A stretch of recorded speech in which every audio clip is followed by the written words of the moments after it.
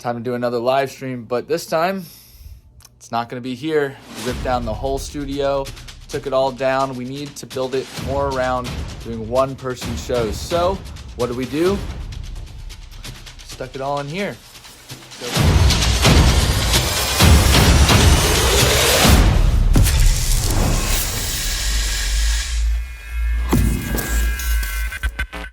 Right now, it is strictly for virtual live stream. I was really trying to avoid doing this. These are all Zoom drones, as everyone knows. It's good to have them.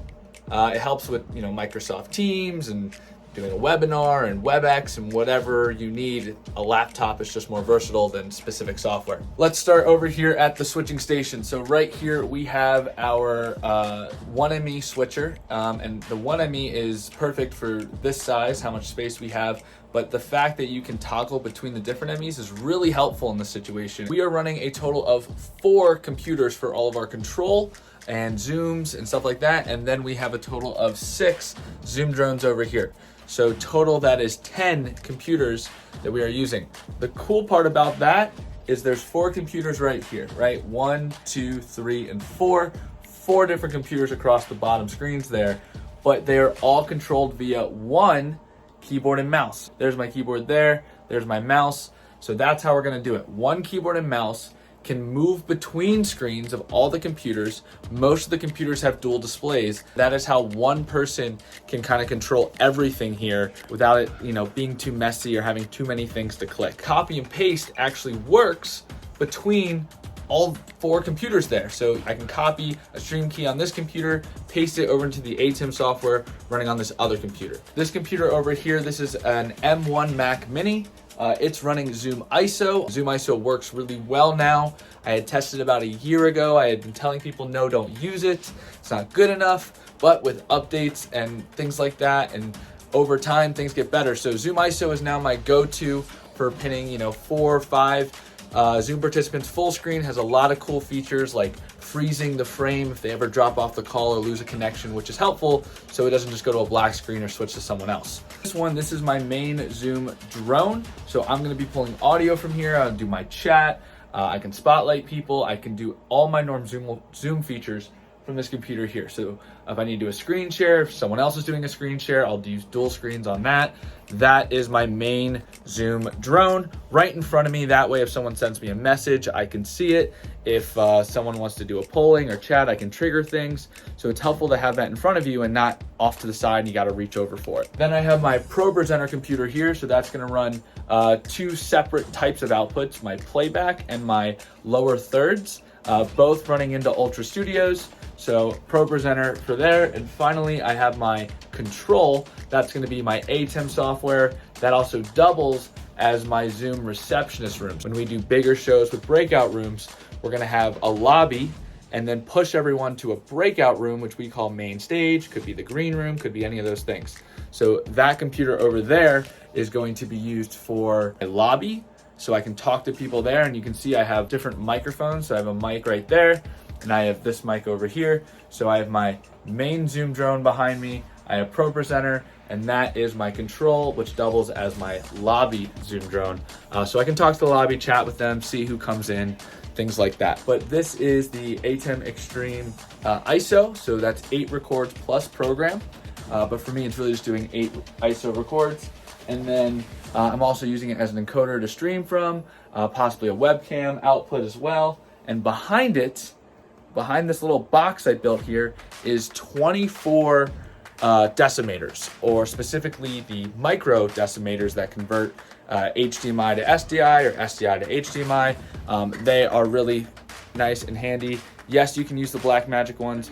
We just had a bunch of the red ones here, so we decided to use those and standardize on those for this setup. We took a whole bunch of our Blackmagic ones and we take those on site with us out and about. So yes, you can use them. I know $100 for one of these guys, $60 for the Blackmagic guys.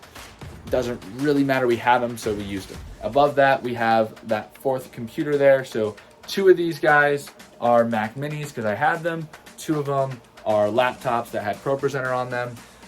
16 gigs of RAM, i7s, nothing fancy, but enough and powerful and all USB-C. And then finally the 6 Zoom drones, nothing fancy there either, although each one of these Zoom drones has an output from here down to the converters, down to the switcher, back up, and then to the outputs here. This, individual outputs feeding this.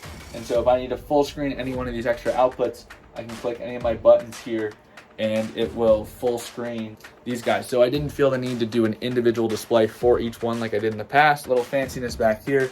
You can see the Mac Minis, you can see some network switches, and up there are two A10 Mini Pros being used as both a way to get a webcam into some Zoom drones and as extra encoders so I can stream to YouTube, Facebook, wherever else, Vimeo I need to go. So I don't need to go through Restream. I'm just streaming 3 separate streams out from here, full control. One stream with closed captioning, another stream without closed captioning. Again, I can do that. It is a small room. I didn't have to use any of this space up here.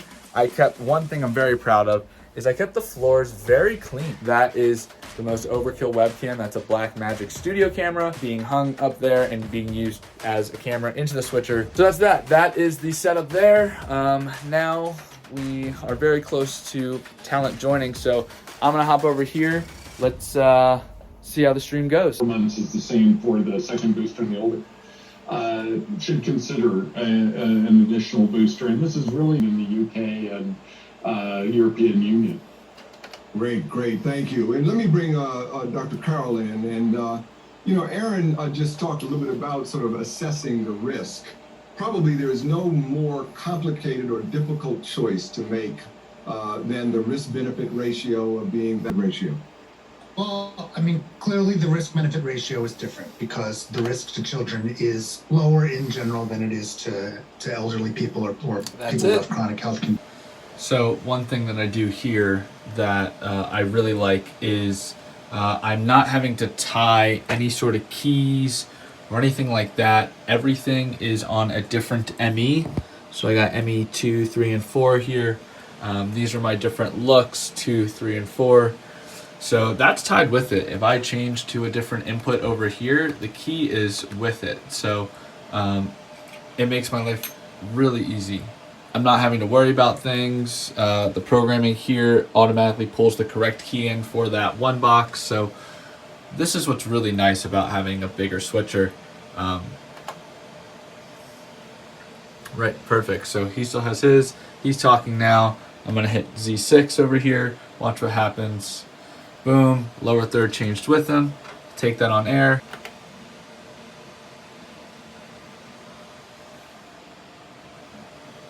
So there it is. Really easy. All the keys are already there and I don't have to deal with any of that. Less thinking. What I see is what I get.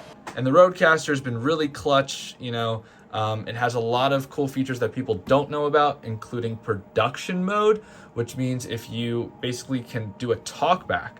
So right now I have music coming from here and it's really easy just to switch between songs, obviously. So I have music going to the live stream, but I can just pull my fader up, and because I've clicked these guys here, no one on the live stream is gonna hear me, just the people on Zoom. So that is a really nice feature that Rodecaster did. When I learned how many features this thing actually had inside of it, I was pumped. I have my headphone volume, I have my master volume, I have the volume for just the speakers in the room, and then I'll have other volumes for going to the speakers out there in the studio and whatnot. So the Rodecaster with physical faders, I've moved to it. I have less capabilities with audio from what I currently had, but I was willing to give those up for ease of use, form factor, and losing some audio cards and things like that I needed. So the Rodecaster is perfect for this current setup. And I programmed my Stream Deck out with these buttons here, just zoom 1 through 8. And if I click zoom 1, it's not only going to change the feed, it's going to change the lower third. And you can see that happening over here with ProPresenter. So just as I click these buttons here, the lower third's changing with the proper zoom feed. So that is very convenient. Moderating tonight. So Kyle?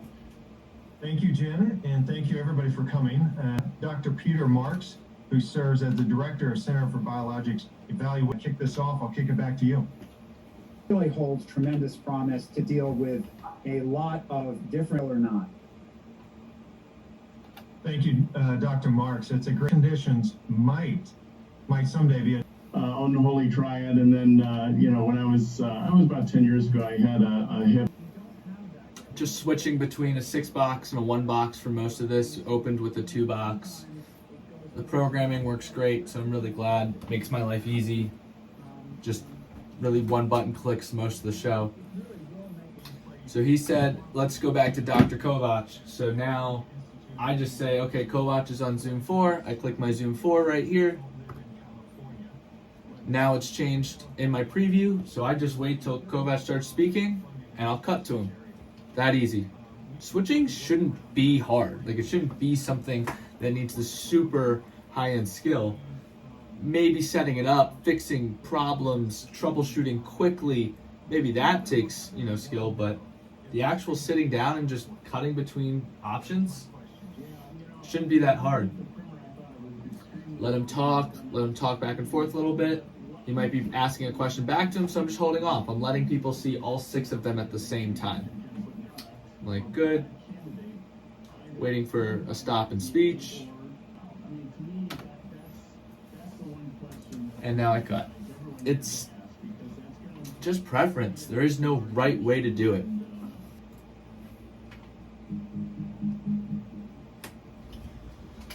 We're officially out. That's our stream. Everything went well. Studio works well. Everything at your fingertips here. I really like the one keyboard and mouse, being able to access everything. I like Zoom right in front of me so I can see it. I thought a lot about how I wanted this place set up, meaning, like, what do I need to be touching all the time? I don't really need to touch the ATEM software that much. I don't really need to touch my live stream, but I want to be able to see them, monitor them, make sure they're good. But I do need to touch Zoom, chat with people. That's why the keyboard's right in front of me. And then I'm not really resting my hands on the 1ME advanced panel that much, so I figured if I put it over the keyboard, I can just hit it at a glance. I can still rest my hand on it and hover above the keyboard. And I can be clicked on other stuff, because if you hit spacebar or enter while you're hooked on the ATEM software, it can do a cut or something like that. So I found that I needed to touch ProPresenter and Zoom, the chat, pinning people, spotlighting people, just tech support things. Those were the 2 main things I needed to touch all the time, as well as switch my show. So Stream Deck's here, switcher here. I can switch my show there, but I can still use my normal keyboard and mouse to click things, edit things. I mean, I've had to change a lower third. I've had to edit pictures on the fly because they sent us the wrong picture. And they're like, hey, that R is supposed to be an E, or that I, or that T. And then, I'm having to basically Photoshop. I use Preview to, like, edit things quickly, move a letter over, white something out. So, having all Macs is great. AirDrop stuff between them. I can copy and paste between all the computers because of synergy, so that's nice. And that's it for today. We do it again next week. On to the next one.